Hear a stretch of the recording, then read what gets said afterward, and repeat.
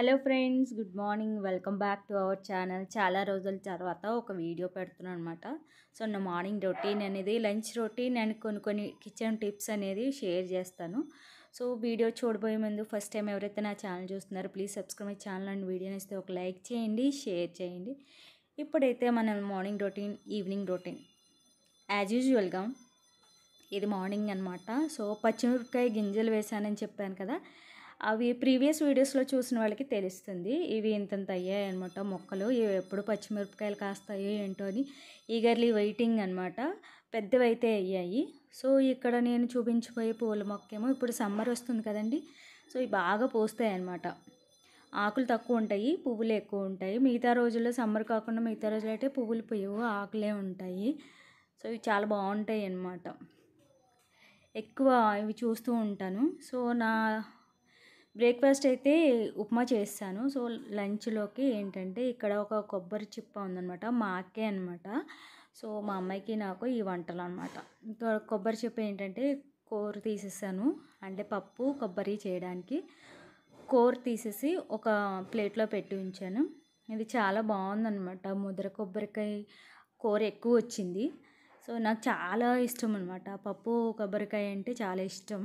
So పప్పు నేను morning లేవగానే కడిగి నానబెట్టేశాను. అలా నానబెట్టడం వల్ల ఏంటంటే తొందరగా నానుతుంది, ఉడికిపోతుంది, గ్యాస్ కూడా మనకి కలిసి వస్తుంది అనమాట. తొందరగా వంటలు అవ్వాలి అంటే అన్నీ కట్ చేసేసుకొని ముందు పెట్టుకుంటే వంట చాలా ఫాస్ట్గా అయిపోతుంది. సమ్మర్ కాబట్టి 9 లోపే వంట అయిపోతే చాలా సేఫ్ అనమాట, ఎందుకంటే వంటగదిలో ఉండలేము.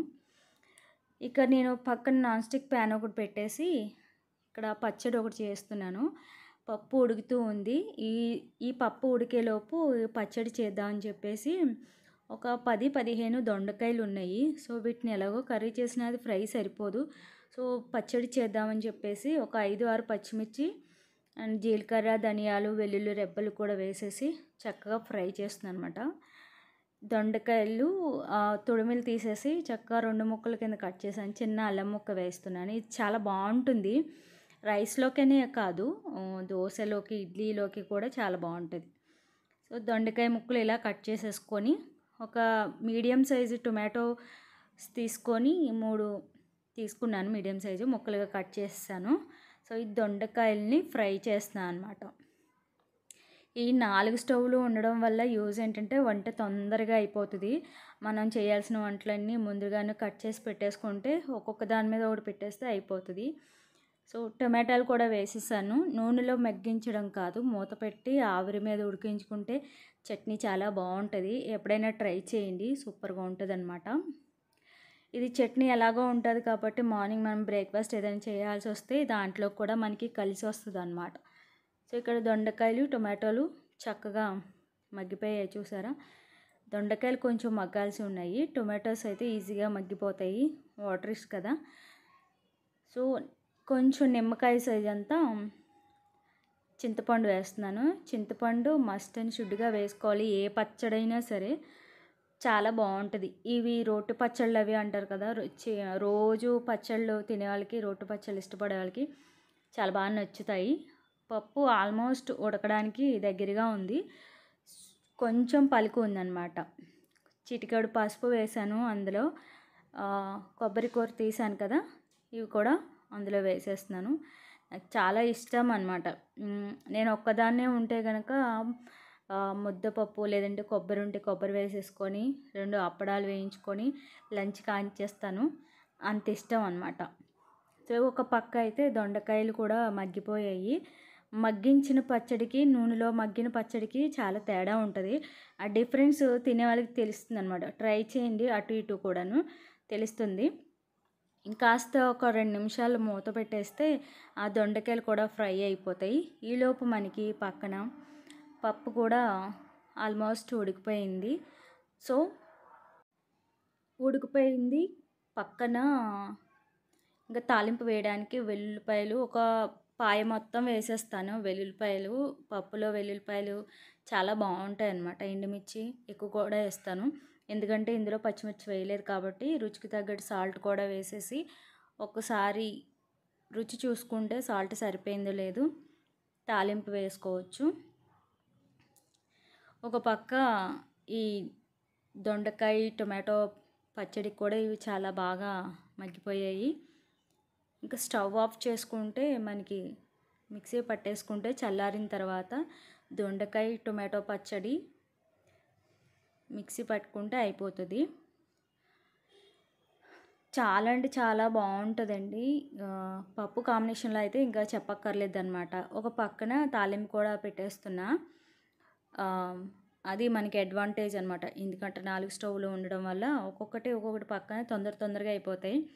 సో నాన్ స్టాప్గా లేచిన దగ్గర నుంచి బ్రేక్ఫాస్ట్ దగ్గర నుంచి వంట వరకు బట్టలు ఫోల్డ్ చేయడం ఏంటి మొత్తం ఇంటి పని నాన్ స్టాప్గా అయ్యేసరికి నాకు 12 అవుతుందన్నమాట.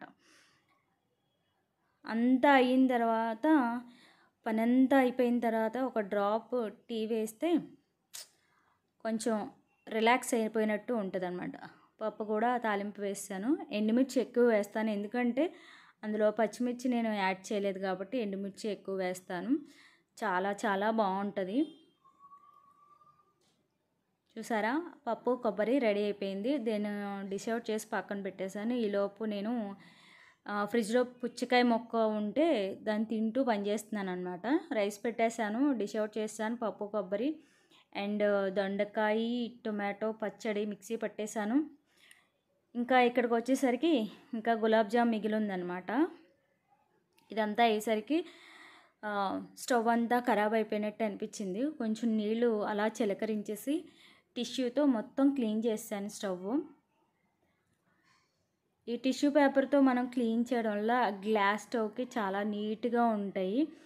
కాస్త వంట అయిపోయిన తర్వాత స్టవ్స్ రింగ్స్ ఉంటాయి కదా, అవి కొంచెం చల్లారిన తర్వాత నీళ్లు చిలకరించేసి చక్కగా మనం ఈ టిష్యూ పేపర్తో నీట్గా తుడిచేసామంటే చక్కగా కొత్త స్టవ్లా ఉంటుంది అన్నమాట. నీట్గా మొత్తం 3 టిష్యూలు పడ్డాయి తుడవడానికి. ఇంకొకటేమో పొడిగా కొంచెం పైన తుడిచేసాను అనమాట. చక్కగా నీట్గా ఉంది. మొత్తం వంట అయిన తర్వాత ఇలా తుడిచేసుకుంటే మనకి మాటికి స్టవ్ క్లీన్ చేయాల్సిన అవసరం ఉండదు. వంట అయిపోయిన వెంటనే నేనైతే వంట అయిన వెంటనే ఇలా క్లీన్ చేసేస్తాను అనమాట. సో ఈవినింగ్కి వచ్చేసరికి ఇంక ఎలాగో ఇది ఉంది, స్నాక్ ఏదో ఒకటి చేయాలి కాబట్టి ఇంకా గులాబ్ జామ్ ప్యాకెట్ ఒకటి తెచ్చుకున్నాం. సో అది గులాబ్ జామ్ చేస్తున్నాను అనమాట. ఇది తెచ్చి 3-4 డేస్ అయింది. చేద్దాం అనుకుంటున్నా, ఎక్కడికో చోటుకి వెళ్ళడం అలా బిజీ షెడ్యూల్లో ఇది అలా పక్కన పడేసి ఉంచాను. ఎలాగో ఈరోజు హాలిడే కదా, సో అన్నట్టు చెప్పడం మర్చిపోయాను మీ అందరికీ. హోలీ శుభాకాంక్షలు. ఎందుకంటే ఇది రివీల్ అయ్యేసరికి హోలీ కూడా వస్తుంది. సో అందుకని చెప్పేసి హోలీ శుభాకాంక్షలు. హ్యాపీ హోలీ అనమాట.